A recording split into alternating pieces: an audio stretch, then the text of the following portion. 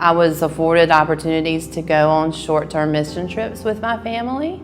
So I grew up always afraid that any day my dad would come home and say that we would be moving to Costa Rica or somewhere like that, where I would have to learn a different language and eat different foods.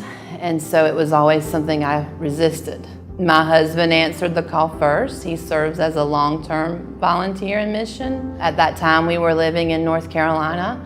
I worked for a local church there as a children's minister.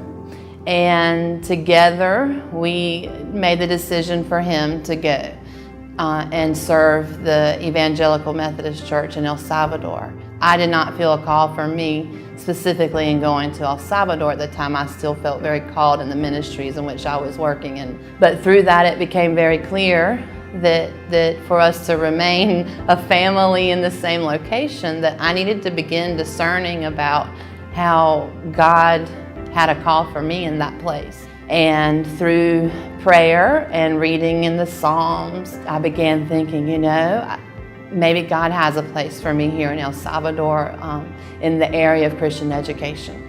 And I became open to that call. My favorite thing about El Salvador is probably my favorite thing anywhere, but are the children and the excitement and hope there. I specifically love the church, the Methodist Church in El Salvador, because of the heart that it has for children. One of the things that I experienced the first time I visited El Salvador before choosing to be a missionary, in communion, the children went first. And that to me is just a beautiful imagery of the place of children in the kingdom of God, that they are important, that they have the place of honor. Sometimes we offer adults that first place in communion, but I love the way in El Salvador in the Methodist Church, they invite the children to come first. I would say to not seek a specific destination, but to look for God wherever He's placed you, and to look for God in the moment where you are, and to realize that you don't bring the answers, that you sometimes find the answers where He sends you.